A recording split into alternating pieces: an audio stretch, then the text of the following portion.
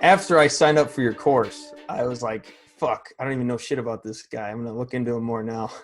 So I watched a video about like some dark truths about women, female psychology.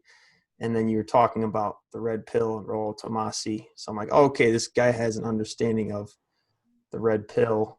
Do you have like a condensed couple sentence version of what the red pill is in dating?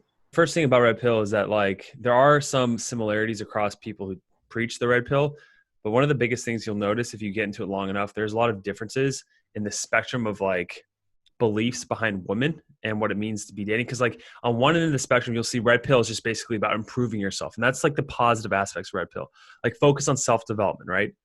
But then on the other end of the spectrum, there's like straight up saying that like women are solipsistic, which basically means that they have no empathy. Like they do everything purely for their own gain, right? So those are like the two ends of the spectrum. And in between, that's a wide variation of different beliefs, attitudes, predispositions, and ways of being with women. So if I can answer your question simply, to take like similarities across all these people, what they could all agree on in this large spectrum, in this small community, is that they agree that, there are certain things that women say based on society and what the messages that get sent to men, which is considered blue pill, be a nice guy, just treat her respectfully, all this stuff, what that means. And there's actually what women respond to, what they give men, right? What they actually, and they base these responses and their behaviors on evolutionary psychology, like what they actually primarily respond to sexually, romantically. And the red pill espouses this belief that if you are able to fully understand the truth behind what women respond to, not what they actually say, then you can avoid a lot of pain and frustration. So that I would say that's the overall arching common theme with red pill. I found myself getting really hung up on that. And what I found in myself and with some other guys that I'm friends with or that I've seen is that just become obsessed with that and trying to expose women's nature, and then also becoming obsessed with dating and trying to find a girl that way. And it just became a self-fulfilling prophecy in a way of, like you talk about, perpetuating that idea of them that you have in your head to where you view them that way and then they show up that way. Exactly, man. Yeah. So if you think about this with just pickup in general, right?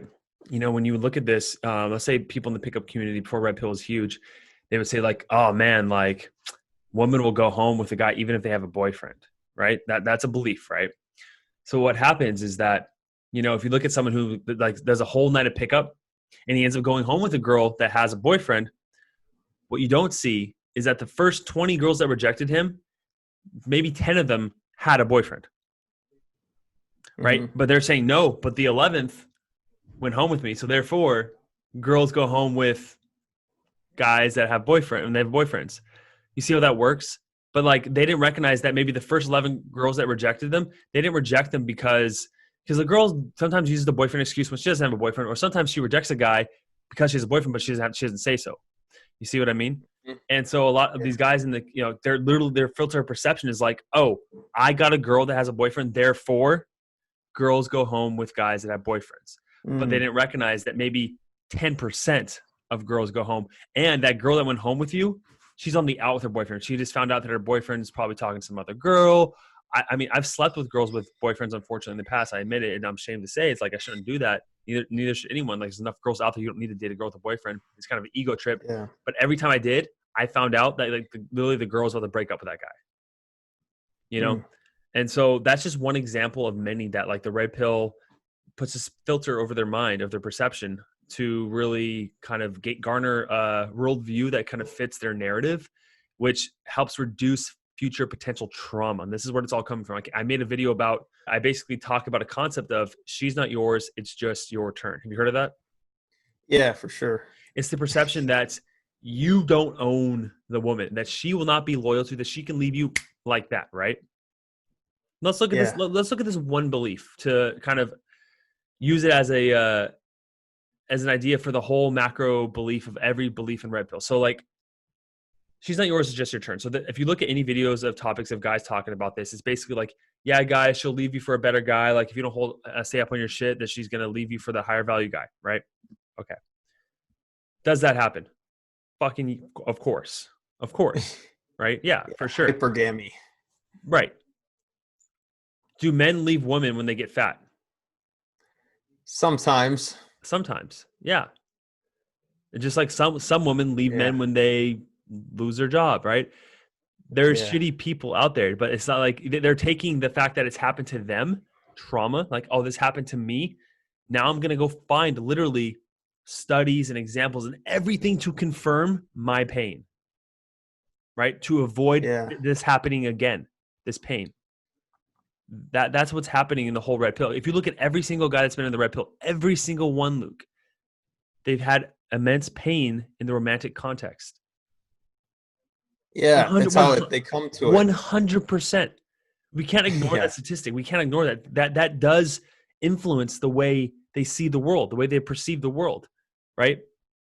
And so you're saying to yourself that, oh, you learned the truth after you got hurt. It's like maybe you found your truth to justify your own feelings, right? So, man, a therapist, when I was really into the red pill and I wrote my book, Social Savant, I was like explaining my book. I was going off on all these philosophies and evolutionary psychology, blah, blah, blah. And this therapist, who was my boss at the time, he was super smart. He's sitting there listening to me rant for like an hour in the car, right? We're like going on from one city to another from like this work site. And after like an hour of me ranting about all this stuff, and I felt so certain of my beliefs, so fucking certain, like I'm right. I know what I'm doing is certain. He looks at me and he goes, yeah, Josh, that makes sense given that, yeah, you'll never get hurt again. I was like, what do you mean? He's like, yeah, you have those beliefs because now you don't have to get hurt.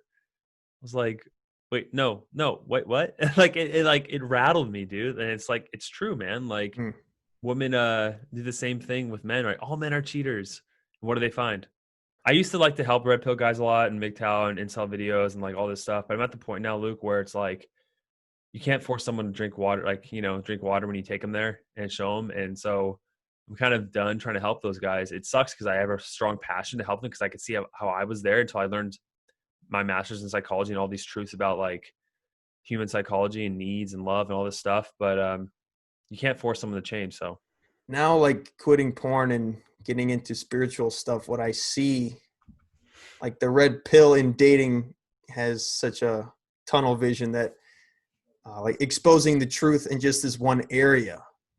But kind of in spirituality and in society, there's all these other truths that we're kind of blind to. And the movie, The Matrix, when he takes the red pill, go down the rabbit hole of truth, it's not just with dating and with women. In fact, in The Matrix, they don't mention waking up to the truth about female nature at all. But the red pill's been kind of used for that term in that way. And it can keep you blind to the rest of waking up to life and keep you deeper in the matrix when you just focus on female psychology and all this stuff. And I was in the red pill for a while, and it actually triggered my awakening initially because it made me start to question women.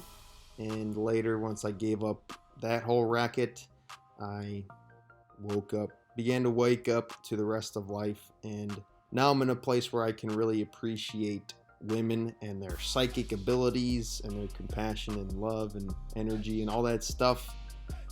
So yeah, for me, the red pill and dating was a part of my awakening, and now it's a whole other thing. If you've seen my other videos, you can tell. So yeah, Josh is always nice to talk to. I'm going to be putting out more videos with him from that interview and another one, maybe some more too. We will see. Go check him out on Pinnacle of Man and check out his Instagram along with mine.